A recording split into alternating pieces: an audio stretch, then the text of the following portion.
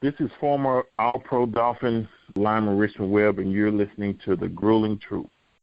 Hey, welcome to another episode of The Grueling Truth, brought to you by Gridiron Mo, an interactive football app where you get to call what you think the offense or defense should do during a live NFL game and see what all other fans have called also. So check out Gridiron Mo at www.gridironmo.com.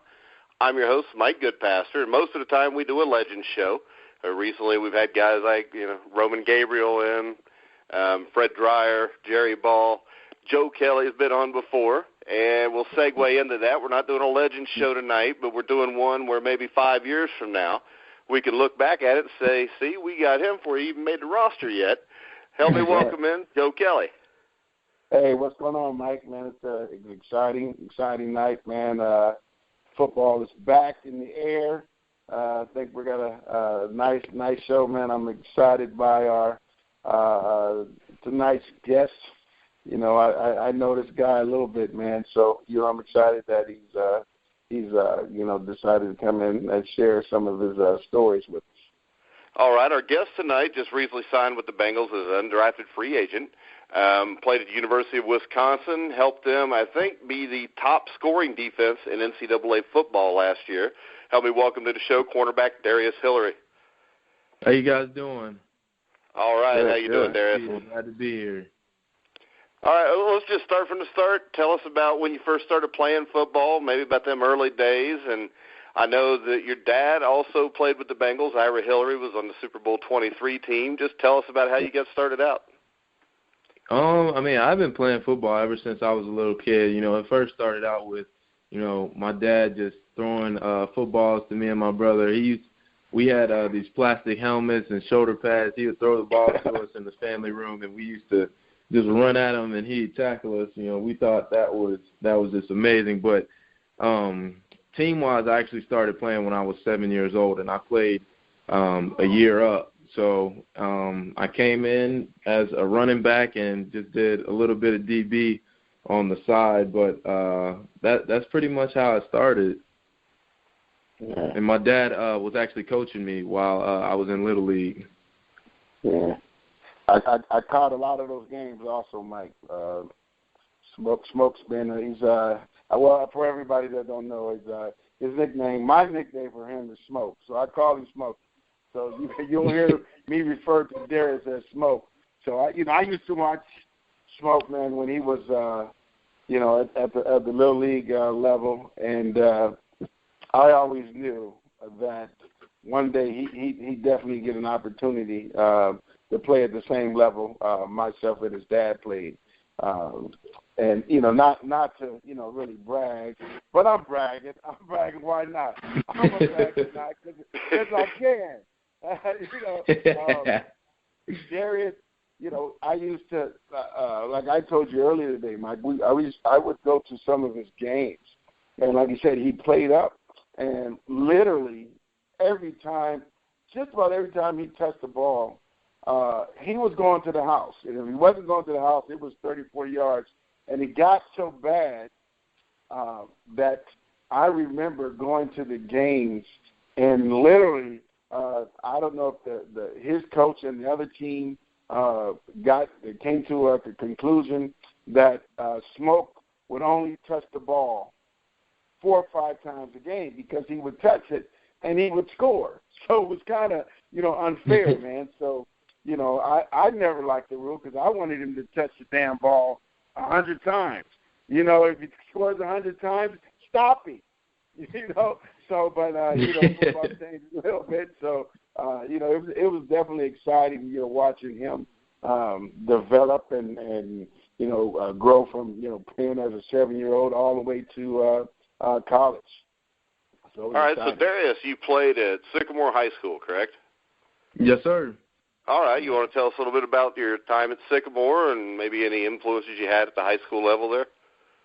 Yeah, so I played at Sycamore, all throughout my time being here growing up. And, just as I said before, I started off as a running back. And, I get to my sophomore year in high school, and we had a D1 running back ahead of me by the name of Bud Golden. And I just remember my coach coming up to me and saying, I think you can try playing corner.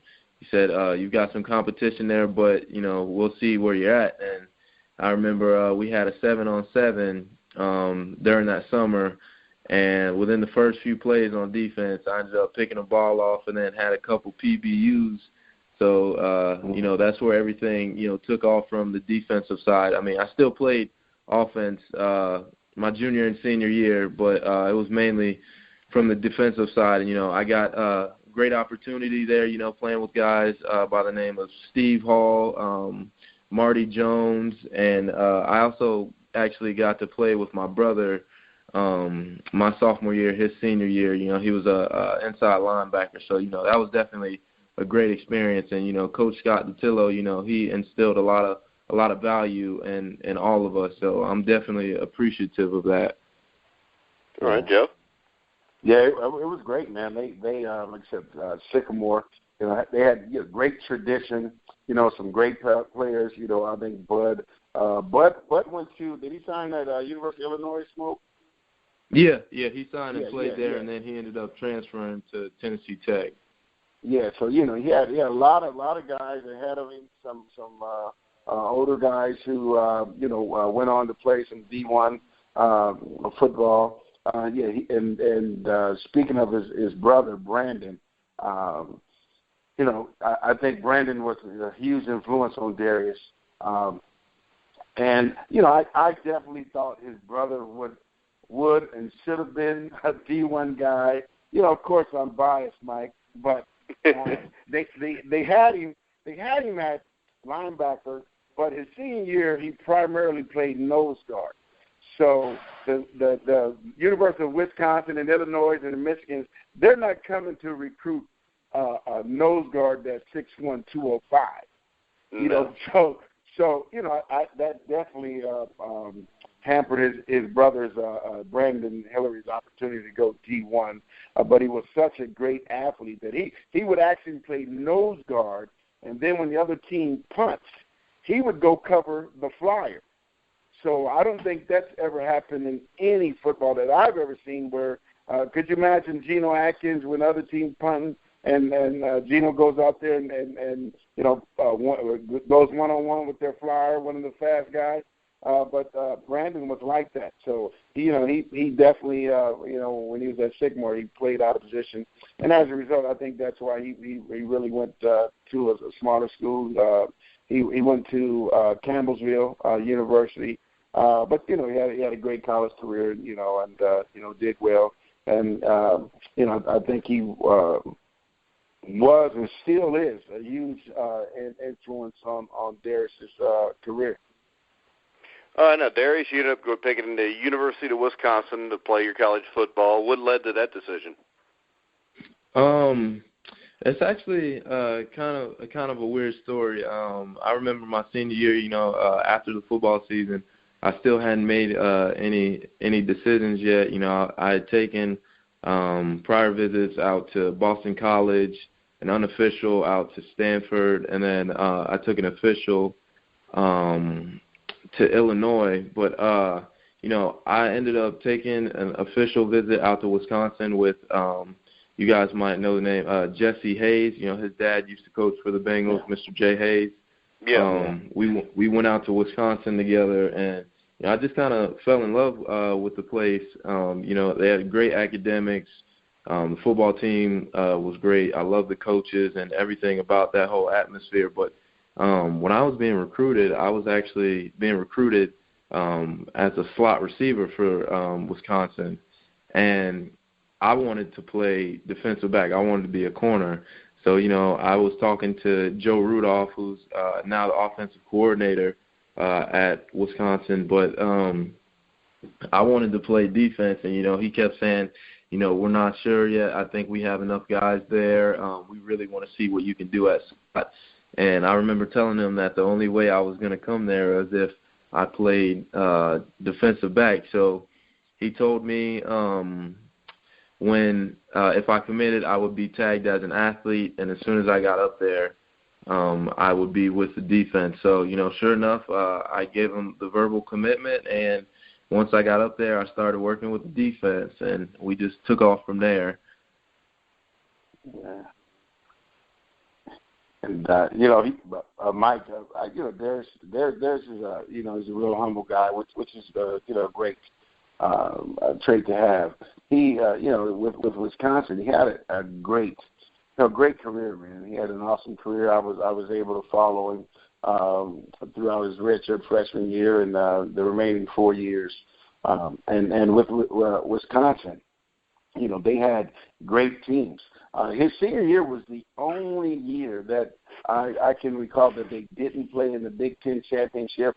So just the degree and the level of competition that Wisconsin provided, the type of teams that they had, the guys that they had to go on to the next level. It was a great atmosphere, great experience for Darius.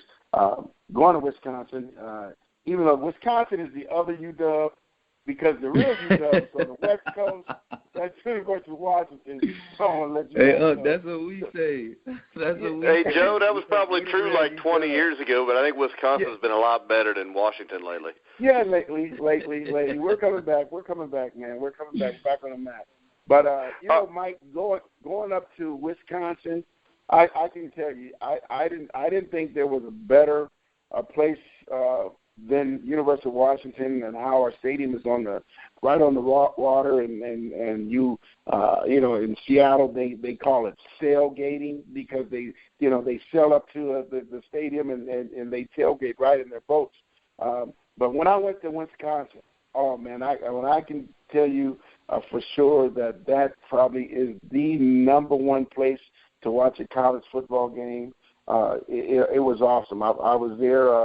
I think I only made maybe 1 or 2 games where it was warm. All the other time it was freezing. Just the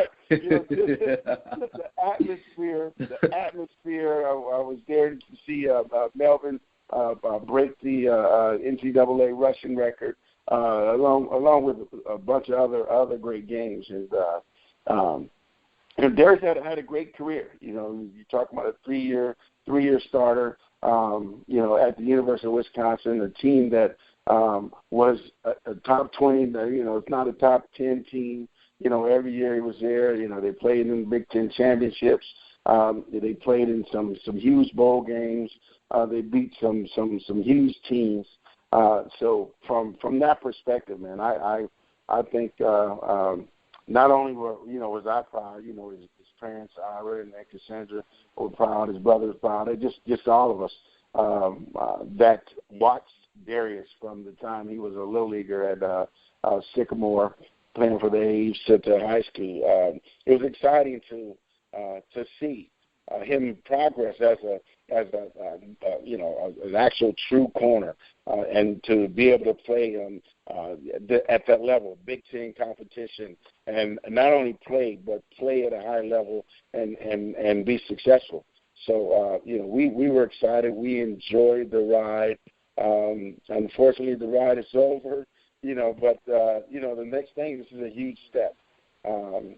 Transitioning, after college football, and we're excited, and I think he is just excited as we are. All right, now I'm assuming, since your dad was a Bengal, Joe was a Bengal, you grew up a Bengals fan. What was it like when you got that call the third day of the draft with the Bengals offering you a contract? It was amazing. A lot of my friends up at school and back home, we always talk, and they were just, saying, what if you came back and ended up playing for the Bengals? I love the chance to, and I'm just blessed for the opportunity to be able to come back home and play for such a great team. I know a lot of the guys on the team that are great. I've heard nothing but good things about the locker room chemistry and the way that everybody handles their business. But I was excited when I talked to Coach Coyle.